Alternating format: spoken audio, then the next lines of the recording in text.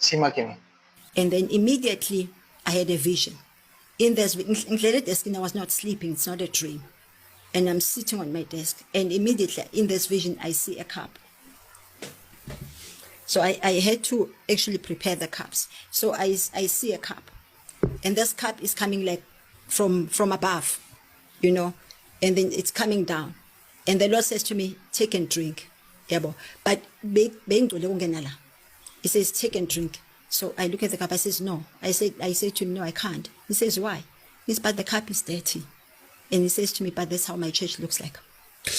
My church is dirty, and they're expecting me to drink from this worship. Every time they come together, they worship, they pray, but they are filthy. And they want me to drink from the cup. And that worship they bring unto me, I cannot accept it. Yes, they talk about me, they read the scriptures, they pray, but I cannot because my church is dirty. Okay?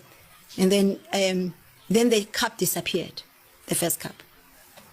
And then the second cup came, you know, I mean, all these cups were coming like from above, right?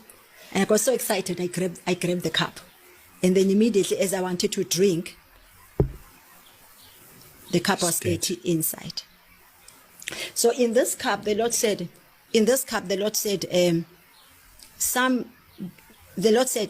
my church says, I'm only looking for the heart. I don't care what the body looks like. So they've made themselves clean in the inside. But God does not care how you dress, what you look like. I care about the heart. But they are dirty. So for me to get to the heart, I have to get through the body. And then when this cup appeared, I thought, okay, I can drink. I thought, wow, it's dirty. He says, some of them have made themselves pure outside. And that's, I want to call it, in inverted commas, the holiness movement. We focus a lot on the outside and we leave the inside. So I can be dressed the way I'm dressed, with my long garment, with a head covering, with long sleeves, and I go to hell if my heart has not been made right before God. So then he says, you see, some of them, they've purified themselves outside. They dress up nicely, they have head coverings, the women have covering, they have long garments, but full of anger, unforgiveness, hatred, bitterness. This worship I cannot accept. And then he showed me a third cup. Then the cup disappeared, and then he showed me a third cup. Can see, clean inside and outside. And then the Lord said to me, this is the worship that I'm looking for. So that's how my journey of holiness started with the Lord. The world laughs now. Nations rage. People mock his name like judgment will never come. They call evil good and darkness light. But heaven is not silent. There is a king coming back. Not as a baby in a manger, not carrying a cross, not wearing a crown of thorns. This time he comes in power. The skies will open, the trumpet will sound, and Jesus Christ will ride on the clouds with the armies of heaven behind him. Fire in his eyes, justice in his hands, glory surrounding him, and on his robe is written, King of Kings and Lord of Lords. Every kingdom built against him will fall. Every proud nation will bow. Every voice that hated him will be silenced before his majesty. Because the Lamb has become the Lion. The same Jesus they rejected, the same Savior they mocked, is the one returning to judge the earth in righteousness. No army can stop him. No ruler can resist him. No darkness can overcome him. With the breath of his mouth, he will destroy evil. With his power, he will trample wickedness and establish his eternal kingdom. But even now, His mercy still calls. The cross still stands. Forgiveness is still available. So repent. Turn back to God while grace is still reaching for you. Because one day, the skies will split open and the whole world will see.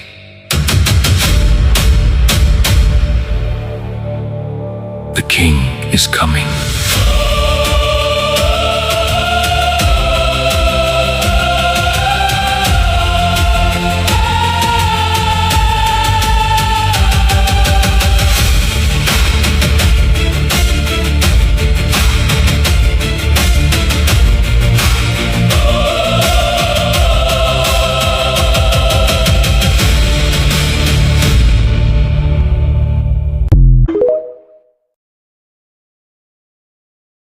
Pada malam hari ini, kembali kami akan beristirahat, dan kami mohon perlindungan-Mu atas kami. Berikan kami tidur yang nyenyak di sepanjang malam ini, dan bangunkan kami kembali besok pagi dengan kekuatan baru, tubuh yang sehat diberkati Tuhan, untuk kami pakai memuliakan nama Tuhan. Kami berdoa untuk yang sedang mengalami sakit. Jamahlah ya Tuhan dan sembuhkan mereka. Kuatkanlah yang lemah. Berikanlah semangat baru bagi yang berputus asa, dan nyatakanlah pertolongan-Mu yang ajaib atas setiap mereka yang sedang mengalami masalah dan pergumulan dalam hidupnya. Kami menyerahkan segala sesuatunya ke dalam tangan kasih-Mu. Kami percaya malam ini kami tidur dalam berkat, dalam damai sejahtera, dan dalam perlindungan Tuhan. Dalam nama Tuhan Yesus Kristus, Tuhan dan Juru Selamat kami berdoa dan mengucap syukur. Haleluya, amin. Menjelang kedatangan Tuhan yang kedua kali, apa yang terjadi? Kitab Tesalonika berkata di 2 Tesalonika 2 ayat yang ketiga, janganlah kamu memberikan dirimu disesatkan orang dengan bagaimanapun caranya juga. Baca ayat firman ini. Penyesatan ini sekarang banyak, terutama anak generasi Z yang medsosan. Penyesatan banyak di dunia medsos. Kalau engkau tidak grounded dengan firman, tiba-tiba engkau bisa tidak percaya lagi perkataan firman. Padahal setiap titik, setiap koma itu genap loh. Siapa bilang hukum Taurat dibatalkan? Kenapa Pak? Kenapa? Sebab, lihat nih baik-baik. Sebelum hari Tuhan itu, sebelum kedatangan Tuhan, kita ini sedang menanti kedatangan Tuhan. Sebelum hari Tuhan itu harus datang dahulu apa? Murtad. Banyak orang Kristen murtad. Kau mulai mempertanyakan Tuhan. Kau berkata, Pak, kenapa masalahku tidak pernah selesai? Kenapa tekanan hidupku tidak pernah kunjung selesai? Dengar baik-baik. Kemenangan itu ada 3. Kemenangan pada saat kau tidak perlu melewati badai. Badai itu dilalukan dalam hidupmu. Tapi kemenangan juga artinya kemenangan. Victorious adalah pada saat kau di tengah badai dan kau tetap bertahan dan kau tetap percaya dan kau tidak murtad. Itu juga kemenangan. Tapi yang ketiga, kemenangan yang ketiga adalah pada saat kau sedang masuk ke dalam badai dan Tuhan membawa kamu keluar dari badai. Itu juga kemenangan. Jadi bukan hanya badai itu dilalukan dalam hidupmu, itu menang. Tapi orang sedang menghadapi badai, menghadapi tekanan apapun, engkau tetap berkata, apapun yang terjadi aku tetap percaya. Itu tidak murtad. Para martir itu tidak pernah diloloskan dari api. Ada yang harus digergaji, harus ada yang dibakar hidup-hidup, dan mereka akhirnya mati. Tapi kesaksian hidup mereka sampai hari ini berbicara. Apakah itu tidak kemenangan? Itu kemenangan. Dengar saudara, kau ikut Tuhan bukan karena kau ingin dapatkan sesuatu, tapi engkau Tuhan berkata, sekali Tuhan, aku tidak akan pernah tinggalkan engkau karena cintaku kepadamu. Hari ini saya berdoa, kita bukan orang-orang quitter yang mundur. Kita bukan orang-orang yang murtad. Kita bukan orang-orang yang berkata, kasihku menjadi suam. Aku menjadi kecewa karena Tuhan tidak menjawab doaku. Aku menjadi kecewa karena Tuhan tidak pernah menjawab setiap pergumulanku.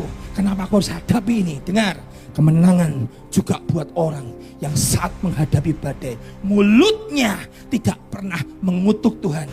Di tengah Ayub dihajar semua. Sudah nggak tahu tentang Ayub? Ayub itu dihajar semua. Bahkan Ayub sampai berkata, sekalipun Tuhan membunuh aku. Oh, saya baru tahu ayat itu. Sekalipun Tuhan membunuh aku akan tetap benar di hadapan Tuhan. Dan aku akan tetap percaya. Nah, iman itu bukan hanya terima dapat sesuatu. Tapi iman itu memberikan kesaksian. Sekalipun kau tidak dapat, sekalipun dia bunuh aku tetap akan percaya. Dan aku tidak akan mundur.